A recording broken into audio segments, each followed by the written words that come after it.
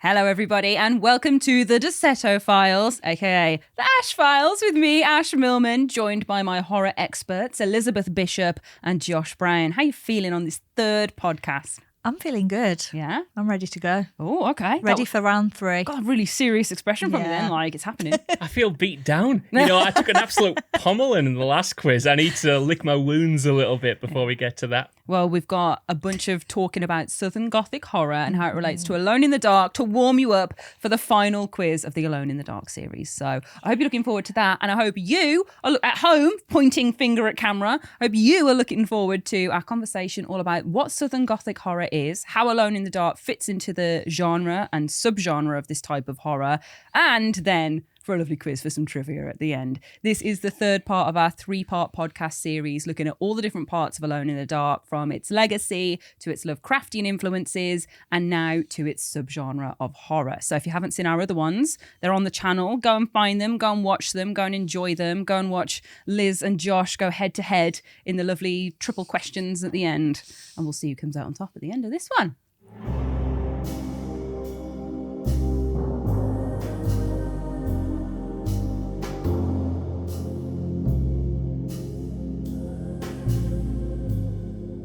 So as we've done with the previous episodes, I've asked you, what do you think of when I say this specific word? But I feel like Southern Gothic is quite a specific niche that does need that treatment. So what do you think of when I say Southern Gothic? Because it feels a little airy to me. A little bit.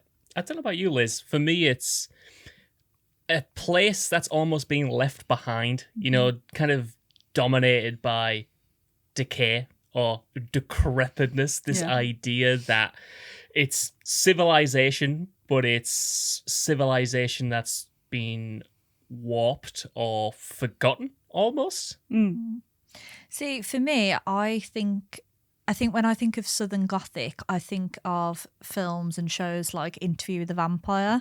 So I actually kind of think about it in the opposite. I think of like big mansions and like they're quite often like ex-plantations and like, big sprawling buildings like that. And then like the sort of windy streets with all the little shops and things like that. And they're all full of like witchcraft and trinkets and things. So very like New Orleans kind of focus. I think because I associate Southern Gothic with Interview with the Vampire and that's all sort of set in New Orleans. That's the sort of thing that I think of. Like a mix of supernatural sunshine and swamps, I guess. I think for me it's Shrek.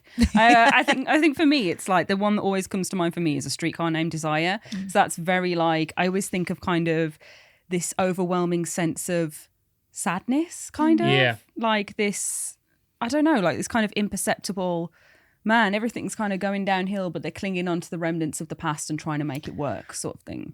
And the descriptions for Southern Gothic, we do have an explainer on the THQ channel as well, which you can check out for a little breakdown there. But what kind of comes up for Southern Gothic and in horror particularly is this decayed setting, I would say, of like opulent places that were once part of this old establishment that have crumbled down in the years since and been left behind in, like modern culture. And there's flawed and eccentric characters. So you got your classic, like, well, howdy. That isn't Southern Gothic. It's just Southern. I was trying to think of anything I could say. It was like, well, I do declare. Like that. There we go. Yeah. So more that sort of era. And kind of specifically a lack of social mobility and the death of the American dream, pressures of the past on the present, with a real sense of black humour through it. And I still feel like that's not totally pinnable. I think really Southern Gothic horror is anything that utilises anything from like the 1800s to the early 1900s in Louisiana, in the kind of southern, hot, sweaty, swampy states of America. That's kind of where I would probably nail it down the most, because there's lots of films that evoke that feeling in recent and in old times. They kind of nail that a bit better, I think, like as a term.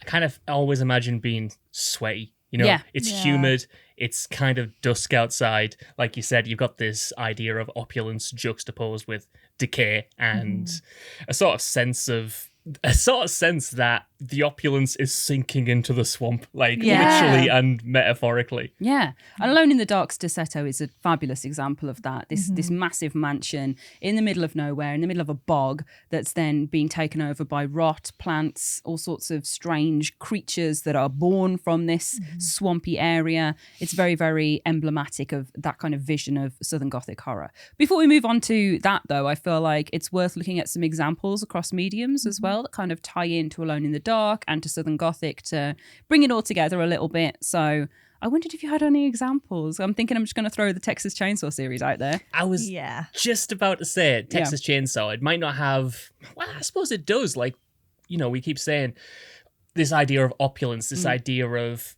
real sort of period settings almost, but at the same time, Texas Chainsaw, you are going around these huge houses with in an area that is kind of based around an industry that has been forgotten and shut down, and a population that has just kind of been left to their own devices.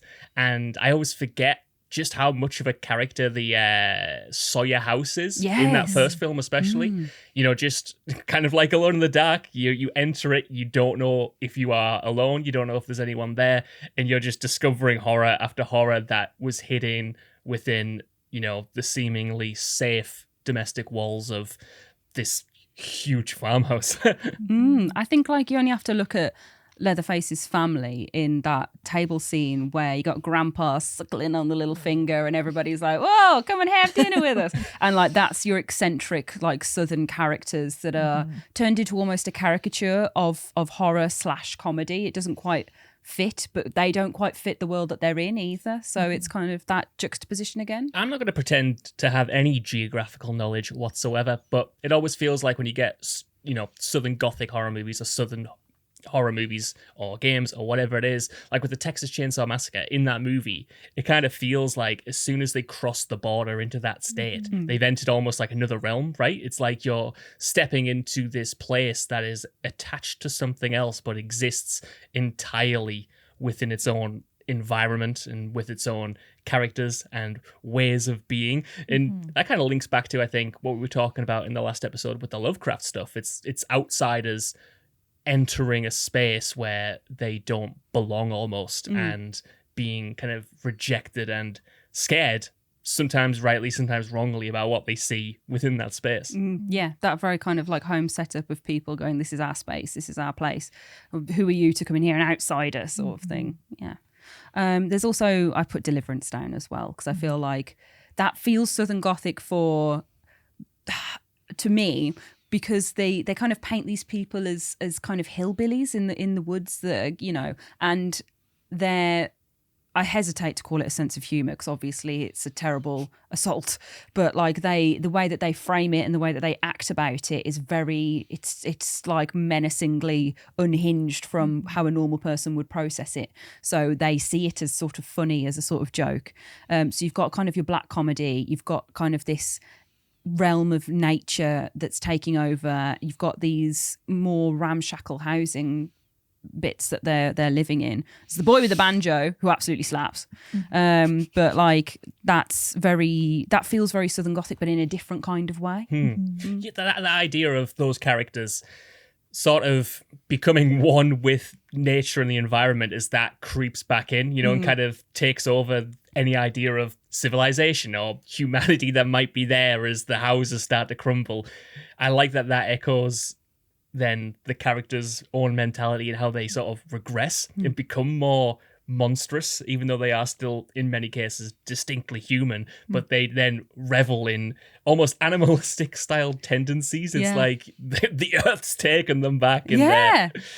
Yeah, it makes me think of, in more like modern films, it makes me think of Ty West's like Pearl and X. I feel like they're great because examples. they're both sort of like, they're set in two different time periods, but they're both set in the same like isolated farmhouse somewhere in the south. I don't know I can't remember if it ever expressly says, but you know, Pearl's like a very southern belle, and you know, she just wants to make it out in the world, but she's been isolated on this farm on her own, like because of the war, and you know, and tragedy sort of surrounds her, and then that's the same, like the house kind of is like a character because she's just stuck there all the time, and as the film sort of goes on, things just get sort of worse and worse, and I don't want to spoil it because it's a reasonably new film, but things start to happen in the house and that just make it such an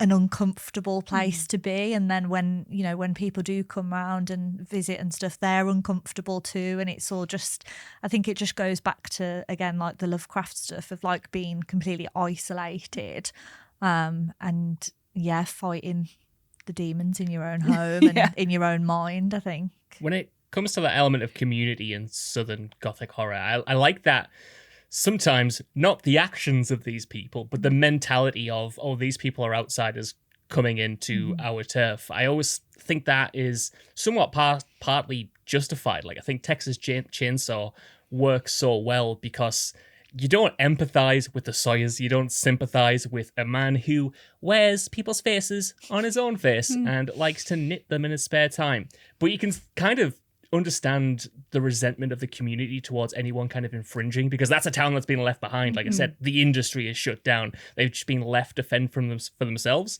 And I come from the northeast of England, which is miles away, both culturally and geographically, from the south of America, for instance. But that idea of being from an area that has almost passed its expiration date in the eyes of the people in charge or big business or whatever it is, I think that does kind of resonate because it does kind of cultivate, again, often for the wrong reasons, this sort of sense of, oh, it's us versus them. This is different. We have been left behind. You can see that in the architecture. You can see it in the environment. You can see it in how much stuff has been shut down.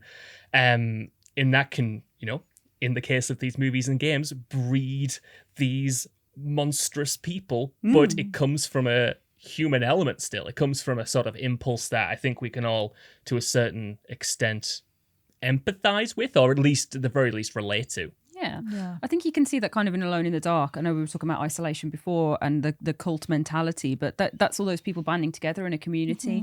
And I think New Orleans and Louisiana especially are very significant for that type of thinking, because it's also a really cultural place of voodoo and spiritualism as well. So you've got kind of that magical side to it that other people won't understand unless they're from that area or practice those beliefs as well. So it's just, I think it's a really unique sort of setting for Alone in the Dark to put itself into and to pull all of these references from, but it works very well in establishing lots of stuff that doesn't need to be said, like the sense of isolation, the connotations that come from a Southern Gothic film. Well, I mean, just setting it, like you said, in the 1930s specifically, you're just after the Depression, right? Like, you've just had a world war, which is referenced in Emily's, well, not even referenced, directly shown in Emily's story and is part of her backstory. So you've got this traumatic time of change, and you can see how that would lead to this in this situation, these people kind of banding together, coming out of a major storm, for lack of a better term, have no prospects, are in this hospital, you can't even get out. So you know what, maybe it's time. We've exhausted all other options. Maybe we start praying to a tree. Raise the black goat, baby.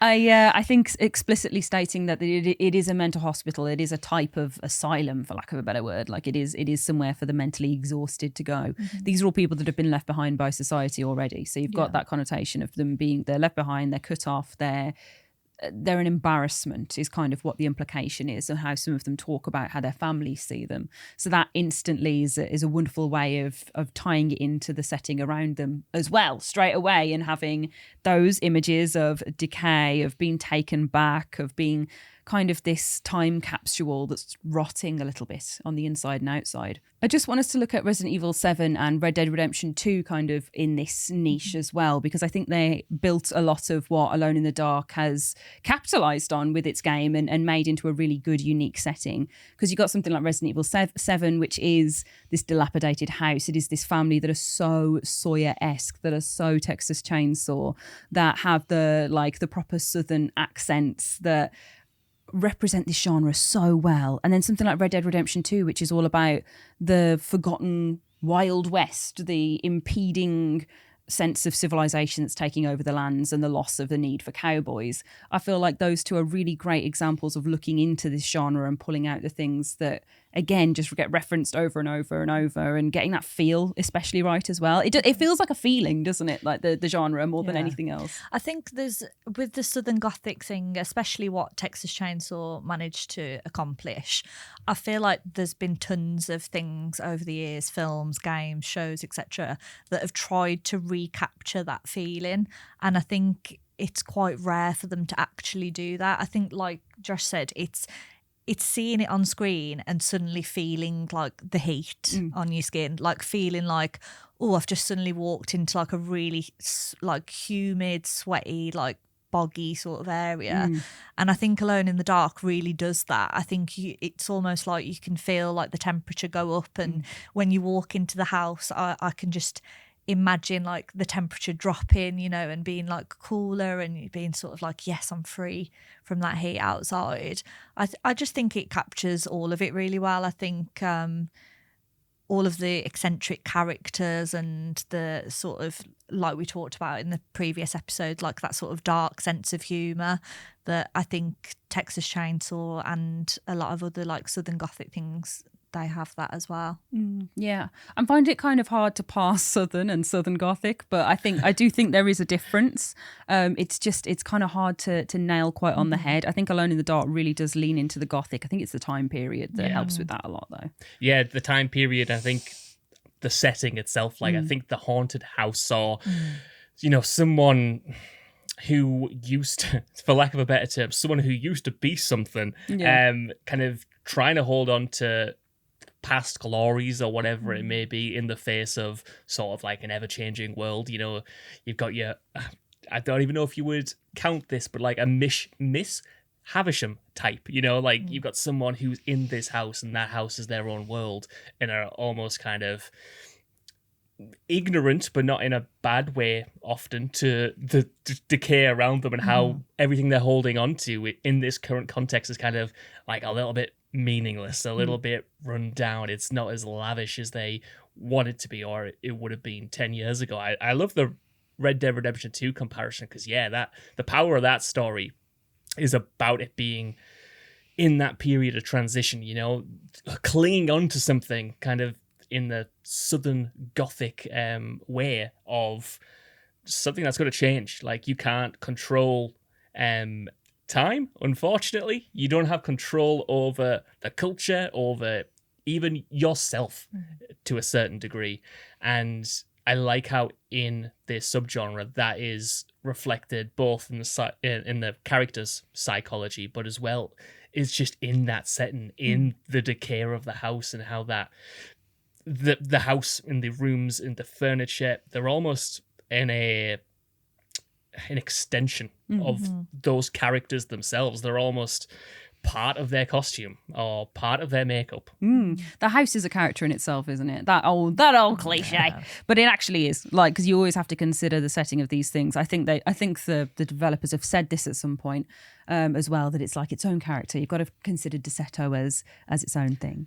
I mean, just the history of it, right? Like, I loved picking up all of the different documents that would describe the other inhabitants and the other previous traumas that had rocked this place, both supernatural or maybe just natural. Even the idea when you're playing through Emily's story and you finally get into the basement and you see the bodies there because people were literally just trapped in there and entombed there because of, I think it was the Spanish flu, and they didn't want to get that out, but that led to the rot. The idea of kind of being unable to ignore something, you know, you can pave over it, you can bury it and pretend that past or that history isn't there, but the rot is going to rise up, right? Like, you can just pretend everything's okay, but then, unfortunately for you, a madness-inducing rot might take over your house, which is not good. It's another thing that goes back to like that, like the horror of real life history as well, though, isn't it? Because like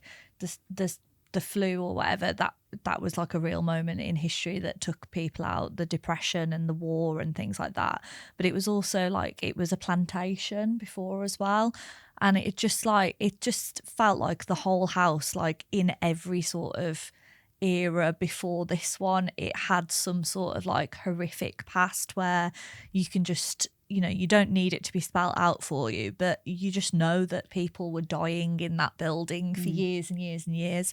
So the ghosts that are sort of roaming around it now, they could be from any of those eras. They don't even have to necessarily be the Dark Man or, the ghosts of the dead people in the basement. They could be ghosts from like a previous century ago or whatever. And I love that. I think that is what we say this about our own homes, don't we? The memories that you make inside your own home, that's what give it character, the sort of personal spin that you put on it. So if a house has got that much history, that's what makes it a character. Yeah, I think that's absolutely spot on. And I think for me that links to just the idea of the Heartwood curse generally. This is a guy who is adamant his family's cursed, going to be followed by the Dark Man or whoever it is, and they won't be able to escape it. But I think one of the coolest things about Alone in the Dark is it kind of says, well, this whole area is cursed. Everything has a curse. If you dig into the history of everything, there will be a checkered past somewhere, and it just so happens that this particular building has a more checkered past than most buildings. In the rot has really seeped into its kind of walls, and the idea that this building itself, no matter how many times it might have been knocked down or changed or rebuilt or has paved over its past, like can't escape that curse. It's going to constantly follow it through its own lineage, like it would through a Heartwood family tree or something. Which makes me think about as well, I know this is a really morbid thing to say. Oh, I'm excited. But, when you think about like COVID and the height of the pandemic, obviously a lot of like care homes and stuff were struck quite badly with COVID, and they had like quite a lot of deaths in one go and things like that. It just makes you think that like the flu and stuff at that time, it was the same kind of thing. Like we look back on it as like this horrendous thing that like really took over, and like this awful disease that sort of trapped everyone. But realistically, it's like COVID was the same. It was a flu. It took, hundreds of thousands of lives. And it makes me think like of those sort of places like care homes and stuff that have seen so much like death, and especially en masse, like at times like that. Like obviously in the 1920s, people, that was just how it was. Yeah. And that's just how it has been for us. In like 100 years, are people gonna create horror stories from, they already do like horror films on COVID and things like that, but in 100 years, are people going to look back who haven't lived through it and see it as even more of like a curse or something like that? I think that's really interesting because, when you look at something like the depiction of the Spanish flu in a game, or even World War One or something like that, it's those events have become narrativized so much that whether intentionally or not, they become treated as stories rather than things that happened and you can relate to. Obviously, that they happened, but they feel at a distance in a way where things happening to us right now, because we're human and we're a bit solipsistic, I suppose, now we're thinking, and can only focus on things we can relate to directly. Like we view them as horrors, but in the same way, will they just be talked about like we talk about these previous events of the past? And I think with this game and with a bunch of different media like it, I think they make that story, even though they are still narrativizing it, they make it within touching distance. They make it something that you can't escape from, that you can't just say, oh, that's a story. Like the orderlies within the hospital are really, really prepared to write the Dark Man off as just, it's just a story. Jeremy's made it up. That can't hurt us. But it does, right? In the same way that the bodies literally buried within it end up confronting Emily and hurting her, and she has to come to terms with her own past that, again, she tried to compartmentalize and make a piece of not fiction, but make it a story rather than a thing that actually happened and that she has to reckon with and she actually has to confront, because it's so easier to just kind of push that back rather than look it straight in the eyes and be like, oh, people did that. That is a thing that happened and I need to figure out what this means for me in the world. I guess it's kind of like the perseverance of a swamp, where whatever you bury in it is either left there forever or rise to the top. You know what I mean? You got to deal with it. I always get freaked out, right? And this is sorry if this is a tangent, but you know in the movie Psycho, when Norman Bates kills people and he dumps their cars into the swamp. Yeah. I'm always stressed out and I'm like, I'm not a serial killer. And I don't think I'd make a good one. But don't bury... You can dig them out. Like, that's going to rise to the surface. What if something happens? What if something happens? I know, yeah. I always thought that was bonkers, where he's just like, oh, let's just dump the car, it's Get fine. it in. Yeah. Scrap it, Norman. Scrap it. Do something. I can't believe I'm bringing up The Sopranos in this podcast. But one of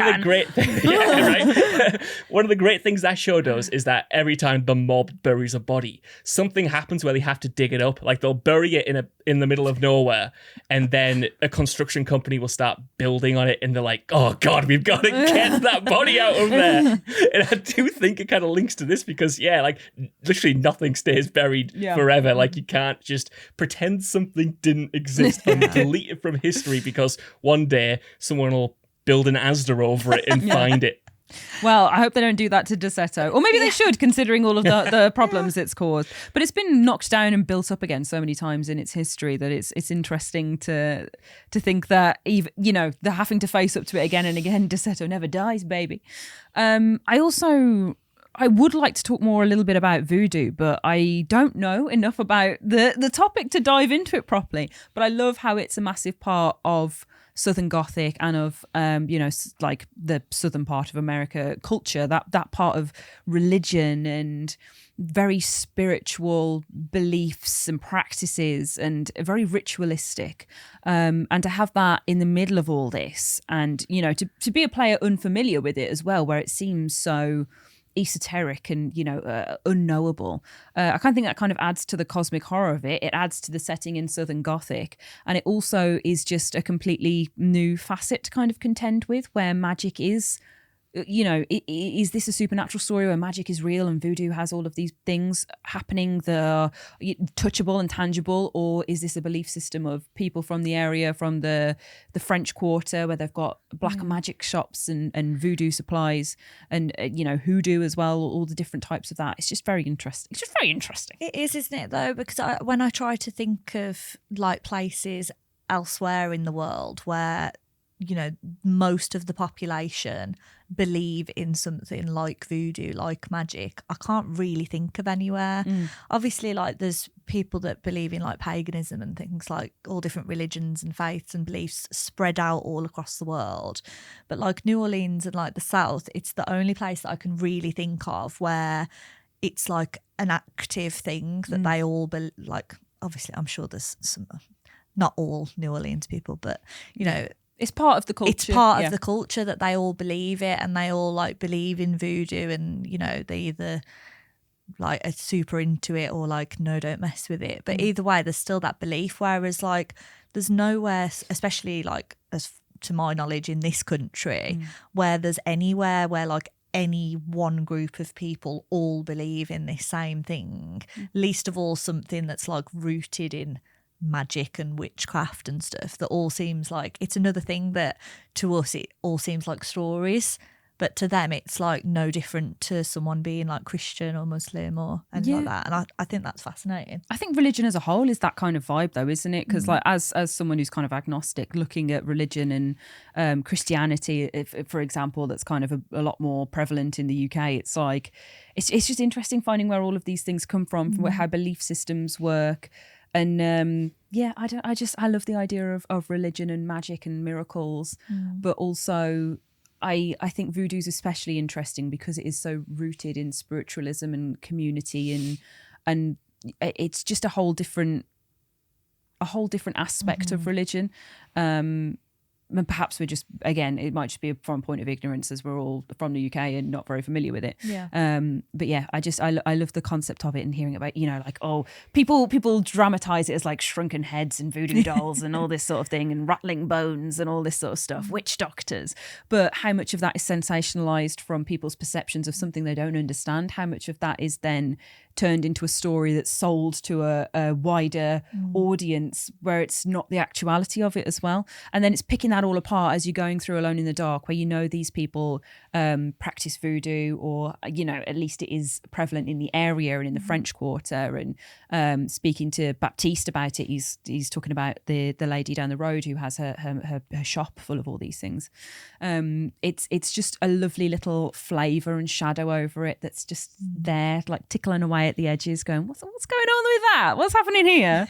I am similarly, unsurprisingly perhaps, not a voodoo expert either, but I do think what it adds to the game is just that sense of that you've entered a place where not only is there humidity in the air, but there's like a sense of like magic, like the sense like that's something that you're on the precipice of something, that you're almost kind of in these Southern Gothic horror experiences. Once you are in that area, you're like almost in like a liminal space, a space that isn't quite real but isn't quite supernatural and is on the edge, on the periphery of, like you said, something just a little bit magical, just a little bit miraculous. What could happen? What could happen? Yeah, I don't know. If something's going to happen, it's going to happen here. Yeah. It's like that kind of vibe. Yeah. I tell you what, it reminds me of explicitly the found footage movie Frogman, which is, I'm glad I've got that in here because I love Frogman, and it reminds me of that because this is about a group of people who do their own interviews and history of the cryptid, the Frogman, and they go to the town and everyone's got frogmania and they're wearing little hats and like they're like, oh yeah, it's really cool. It's the Frogman lives here, and they're trying to figure out whether he's real or not. And this guy is adamant that he's real because he's seen him when he's younger. And it's that sense of, are we going to see the Frogman? Is the Frogman real? Like, I don't know. Is he a cryptid? Is he a beast? And then it kind of goes off the deep end with all of those thoughts and ideas as it goes on, as Alone in the Dark does, but in a completely other opposite direction. It's the red herring again, isn't it? Yeah. It's like, oh, actually, no, it's the alien pantheon of Lovecraft that's coming in now. It's back. Yeah. Oh, I think on from the setting, the other part that plays such a big part in establishing the feel, the tone, this kind of sense of unease and juxtaposition and discord is the soundtrack. And we've got to talk about some doom jazz, baby, because what on earth? Heck yeah. Yeah. Hell. Heck. Whoa. Wow. Yeah. We're It's getting now. wild I now. can't believe it. This doom jazz, I don't know if you two would agree or whether it's just because I've been watching the series again. I got such a Twin Peaks vibe from it. Oh, yeah, at times. It's a few instances really reminded me of the Angelo Badalamenti score from Twin Peaks with the kind of the groovy tones, for lack of a better word, especially when you have those more humorous elements where, characters are drinking or they're in those opulent, imagined ballrooms and they're kind of indulging in this idea of a past that doesn't actually exist. Just that sort of surreality of it. I thought it awarded the game with just a bounce, like a sense of energy and a sense of personality that I wasn't expecting because I knew it was going to be a period thing, but I didn't know that it would really try to evoke that feeling of place through the music. I thought we might have just got a bog standard horror soundtrack with a lot of industrial wails. Yeah, I'm really glad that they went with the jazz. It's not, I don't like jazz, but I don't like it because it's unpredictable, because there's no melody to it that I can't anticipate what's coming next. And is that not the perfect soundtrack for a horror game? It doesn't, it's like you said, it was so funny when you've had this big sort of action-packed sequence of Emily being thrown into another world and all of this, and then the music is so good, and then the next minute she's having a gin fizz and it's like la la la la la la, and I'm like, what mood am I in here? She was literally just, almost killed by a creature, and now she's having a cigarette, listening to some soft jazz and loving her life. And yeah, I think it was brilliant. It was so funny. I think that's what you need, though. Sometimes if you're getting chased by beasties, you just need to chill out 5 minutes with a cigarette, some doom jazz, a little gin fizz. Even the protagonists of horror games need to have 5 seconds. Have chill out. I think the jazz, the unpredictability of it, the kind of it being a format that is based all around just vibing, like the whole idea of jazz is a bunch of guys vibing, like jamming with each other, and then adding the doom element of really dark, atmospheric, punchy undercurrents. It's like, oh god, I'm being pulled one way, I'm being pulled the other, and it's emblematic of all the different threads of the story again, isn't it? Yeah, I mean, we've mentioned the word so many times, and I know you love it, but it's that juxtaposition. Like I love it when the jazz first comes in, you're like, this feels a little incongruous with the tone that you're trying to That's a good present, word too. Right? Thank you very much. Great Had that in the locker for 3 episodes, finally got to use it. Yeah, that sort of incongruity makes you just kind of engage. It engages your brain a little bit, I think. It makes you think about the space. It doesn't become background noise, right? It becomes something that you are consciously thinking about, which gets you thinking about other stuff. If you're thinking about the music, you're thinking about the characters, you're thinking about the location, you're thinking about the monsters, you're thinking about what does it all mean? Where's the mystery going? And I think that is such a great point, Liz, about the unpredictability of it being evocative of just horror generally, and not being able to have any grasp or control over the rhythm. And like, it just gives you no control over anything in the game. You have no control over space. You have no control over your character's sanity or their reliability as a narrator. And you don't even have control over the music, because the music is going to pivot into a very strange jazz direction that you don't see coming. And it might make you laugh, but it might make you terrified as well. Yeah. It makes me on edge. It just makes me on edge, and I think that's what you want from a horror game. I think that's what I mean when I say like I don't like jazz, because it did sort of, I don't like just even just a few beats ahead that I can kind of predict what it's kind of going to be like. And jazz, you just can't. It's just up, down, left, right, and yeah, I loved it. The only thing that I will say is, and I don't know if this is appropriate to say, but there was the cut scene where you have got the fixed camera bit, the music that was playing with the two of them in that room, it did kind of sound a little bit like adult movie music. And I was just sort of sat there, and it was like and I was like, are they both going to go in the closet? Ooh, I don't know. I mean, I would with David Harbour, admittedly, given the opportunity. I feel like that's a little joke on it being them both in a bedroom, though, as well, isn't it? Because it's got that sense of humour. It's got that like next to a big 4-poster bed. I was like, is this meant to be? Oh, they know what they're doing. Little nod and a wink. Little nod and a wink. But no, I think the soundtrack is really great at doing all these things. And I think something like jazz, which is so revered as this beautiful art form, that's then turned on its head to be like, oh, and it's going to make you feel nasty. It's like, okay, I know what they're doing here. They're messing with things. They're messing with them all. And so much of the game, or at least parts of the game, are about like performance. I mentioned that secret ending about 10 hours ago about where you get the characters coming out of a play called Alone in the Dark, and they've kind of narrativized the events of what's happened, and it's all a dream or whatever.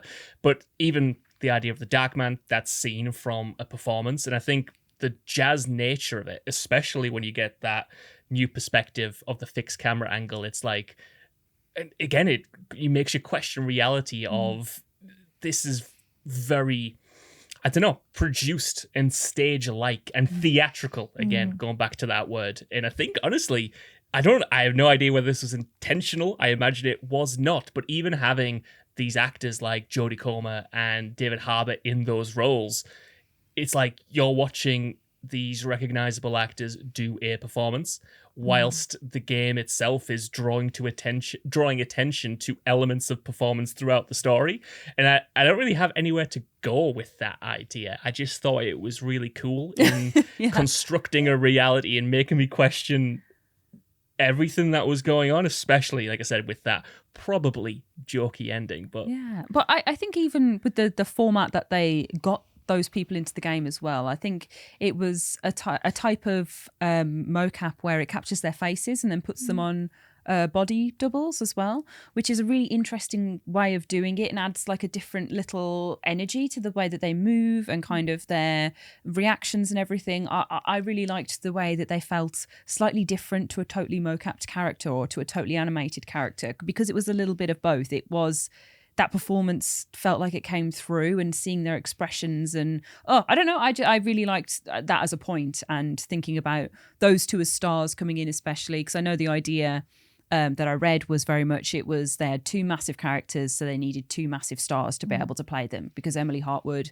and Edward Carnby are big Alone in the Dark names. Like, they're from the first game, and we've seen Mr. Carnby's The Reptile speech. He's got a big personality, and they've given Emily a lot more of one in this game, I think, as well. So it was definitely good to pull those guys in. But they're also spooky coded people as well, you know what I mean? Or like, I say that obviously because we've got Hopper from Stranger Things in David Harbour, and then Villanelle as Jodie Comer as well, which isn't necessarily horror, but it is a darker side of media. So it's interesting though, because when we were talking about like the jazz and stuff, I was trying to think of a comparison, and in my head I was thinking like Alone in the Dark has kind of done for jazz what Stranger Things did for like 80s music. Like, it took all these big sort of like poppy bangers like Kate Bush and stuff and made it something like really like creepy and emotive, and I kind of feel like that's like what Alone in the Dark has done for like jazz music. It's like took it from being this like funky like cool, you know, thing that you go and watch in a bar to like, oh god, this is actually quite like anxiety inducing.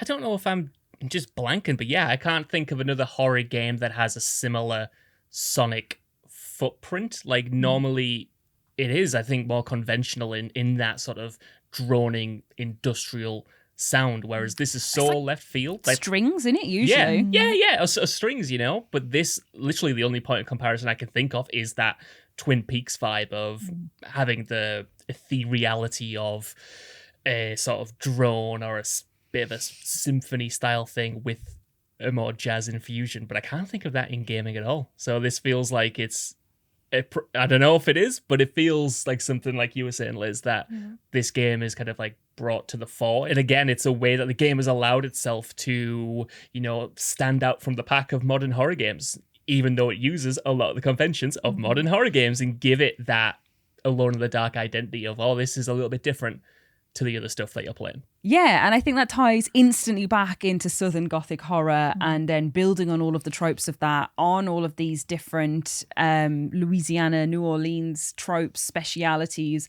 and making into something all of its own as well. So I definitely think it's a very cool addition and manipulation of the Alone in the Dark lore. I'm very happy about it. Yeah. I agree. Yeah. I'm happy with that. So I think it's time to quiz you guys, you know? Come on, I think it's time. Okay. So let's go to the quiz. So remember, these are trivia questions. You don't need to get them right, but I will be impressed if you do. Oh, good. So this is just an excuse for me to chat, to riff. To freestyle. Yeah.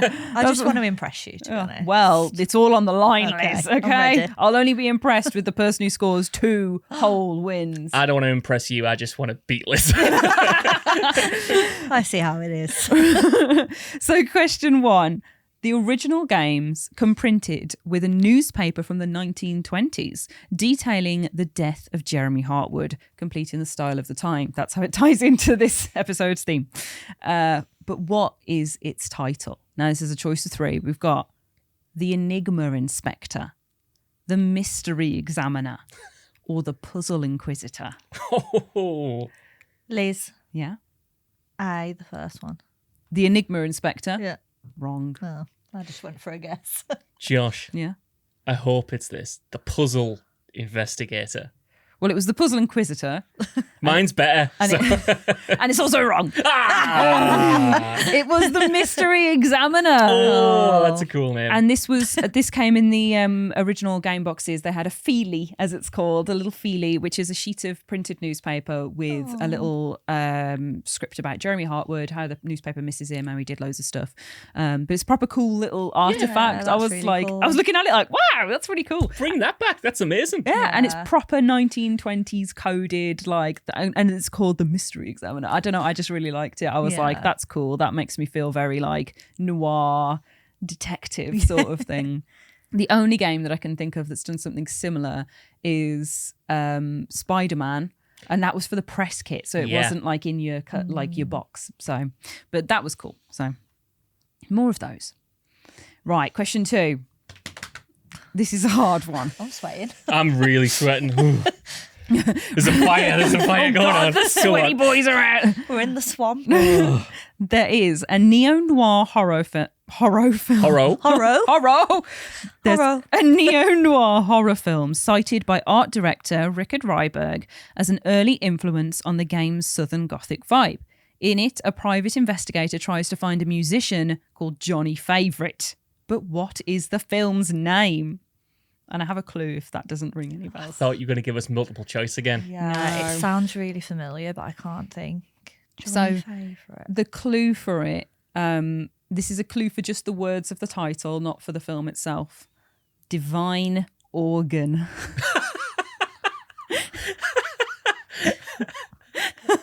You and your puzzles. You're worse than Alone in the Dark, the game. Holy Flesh. Divine Organ. Divine Organ. God. Blimey. Seraphim Pulse. Oh. I don't know how famous this film is, but... Is it in... Josh. Yeah. Angel Flute. It's not Angel Flute, no. But you've got... It is Angel something. Oh, it would be, wouldn't it? Yeah. Why flute? Because the Dark Man plays the flute. What does that have to do with organ? Not an organ. Yeah, good point. Yeah. The Dark Man does play the flute, though. Well remembered. Thank you. He's a flautist. I've been revising. Just like Lizzo. Liz. Yeah. Angel Heart. It's right. It's right. You know it now, don't you? No, I was thinking organ.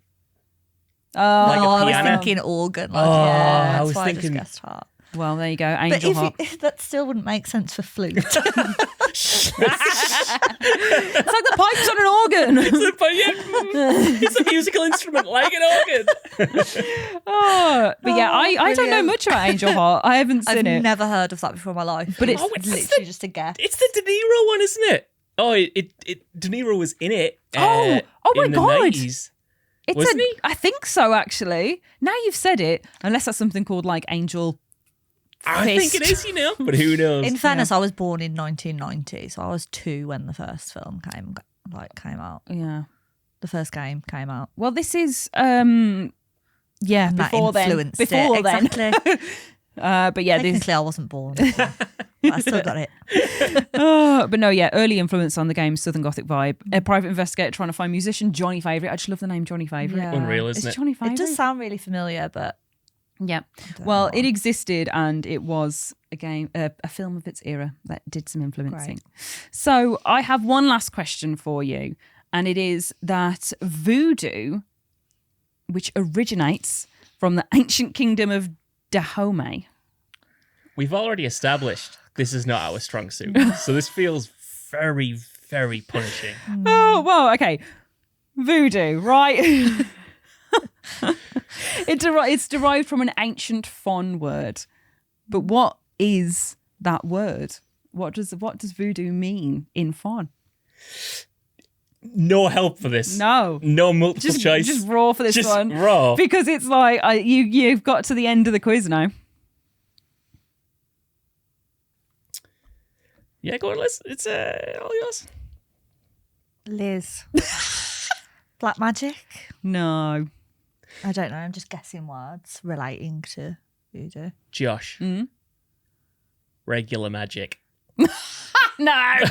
Nice. Liz. Oh. Goat magic. What? Goat magic. Goat magic? Yeah, voodoo. They like sacrifice goats and The things. black goat from the game. Yeah. Oh, right, yeah. You forgetting the game? We've mentioned 2 references to it now, and then it's just blank. What? The flute wasn't in the game? True. Fair enough. You're talking about Lovecraft. You got Lovecraft on the brain. Damn. Right, I'm going to tell you this one. It actually derives from the word for God or spirit. Oh, nice. So that kind of sense of spirituality, of channeling that kind of energy is where that comes from. So Liz, by default, won 1 point in that round. I think it's one, congratulations, Liz, I suppose. Thank you. Round of applause. But 2, kind of indicative of like the sort of bastardization of voodoo in media that we immediately went like black magic. Yeah, that's true. Negative connotations. Yeah, there's lots of from the little reference I looked at as well about like West African like systems and beliefs and religions and all that sort of thing as well. There's very much like the way that we spell voodoo, like VOODOO, is incorrect and is a sensationalized version of it as well. So there's a lot to unpack there about kind of prejudices as well, which I think is kind of at large for Southern Gothic too, which we haven't gone into massively because we've been looking at the horror aspect of the setting, but it's worth mentioning that those things are definitely there. I suppose it's like the same for like witchcraft and paganism and like Satanism and stuff. You know, people sensationalize it and think that if you're like a Satanist that you just want to sacrifice children and kill goats and things. 100%. And like you're on the goats today. You are. I know. Love a goat. I was going to do Black Phillip impression then. But yeah, I think it's all sensationalised, isn't it? It's all just faith and religion, but it's just that, especially in the Western world, we're just obsessed with anything that's like supernatural and we can make it more. I mean, like the whole satanic panic, right? Like that was another thing where it was just like, okay, nothing to do with Satan. Yeah, this is just some media thing that's been blown up way out of proportion, and we're gonna make this a narrative. But if you like look into it, it's like, no, this is something completely different. In fact, 100%. And I think that Alone in the Dark has all of these layers, all of these interestingly. I'm stroking my notes at the moment to take them back to the top. But the Alone in the Dark has all of these references, layers, has these things that fold back in on themselves, and you know the juxtaposition between appearance, reality, beliefs, you know, all of and preconceptions as well of things and about what they mean and what they do, as well as the opposite that's happening underneath it. I just really love how much of a layered game it is. I think it's very clever. Absolutely. And you know what? If I've learned anything from this podcast so far, it's that juxtaposition is a very cool word. Yeah. And so is Pantheon. Yeah. Can't go wrong with it, can you? I just latch on. I can't help it. Right, that is the end of our third episode of 3 on Alone in the Dark, and that was the horror of Alone in the Dark, looking at Southern Gothic and its influences, as well as Alone in the Dark's representations of it across media. How thrilling! This has been loads of fun, so thank you for sitting and chatting with me, guys. Thank you so much for having me. Yeah, thank you. It's been wonderful. Oh, where can people find you on social media? Let's give them one last recap. So you can find me on Instagram and Twitter at kill_list, LIZT.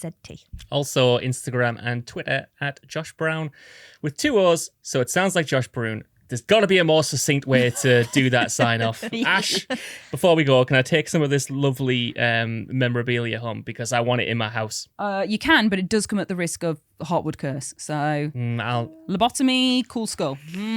I don't know. I think it's worth the try. You know what? It's worth a go. Yeah. Let's go. Yeah.